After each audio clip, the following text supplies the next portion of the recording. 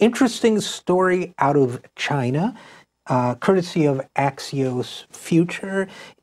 It has to do with something we don't hear a lot about. As the writer points out, there's a lot of coverage of the big mega cities in China, cities Beijing, Shanghai, Shenzhen. These are the places where Fortune 500 companies are present in a big way, where huge industries are forming, where there's enormous wealth, where, for all I know, these cities are going to be the capitals of a future world economy, the way things are going. So it's understandable that these cities get a lot of attention.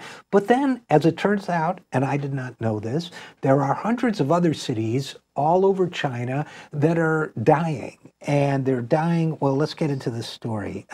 As the author says, and I will credit the author, Erica Pandy. As Erica Pandy writes, there are hundreds of shrinking, forgotten cities that are beginning to resemble America's Rust Belt. Now, I come from the Rust Belt, from Utica, New York, so to me, that statement has a sort of heartbreaking ring to it, because the Rust Belt is a place of almost archaeological sadness nowadays. Lost dreams, lost industries, lost jobs, deserted blocks, and so on. And it turns out the same thing's going on in China. And that it's a drag on, potential drag on China's economy. Now, what Erica Pandy writes is that in the Mao era, these massive cities were created, these industrial cities in the northeast of the country mostly. This was a way to kind of a major jump-starting project. They put out materials and energy for the rest of the region. But then China started to modernize, shift away from heavy industry, so they were overbuilt in these industrial sectors. And now it's into like high tech, as we're into here. So you're going to see, it's fascinating and sad.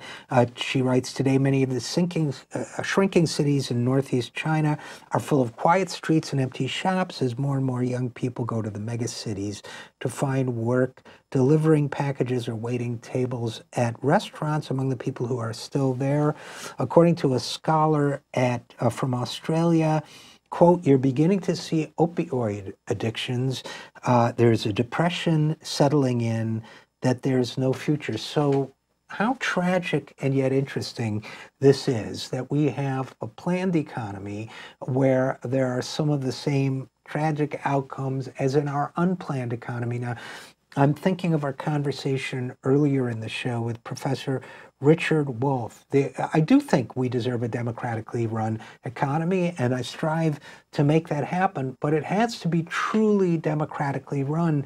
The problem was these cities were created in a democratic context. So whether you use the label democratic socialism or not, it's very important to emphasize democracy as well as the desire to create an economy that serves all the people. And that's what was left out of the equation. So we're trying to create a new balance here. They've done it to a certain extent in the Scandinavian countries. They certainly did it for a while in the United Kingdom.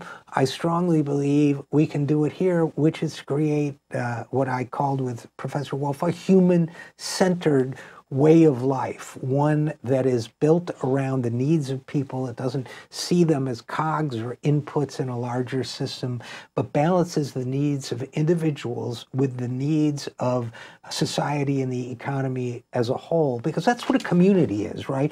A community is a group of individuals that is a total whole, but where their individuality is maintained. So here's to building the community of tomorrow.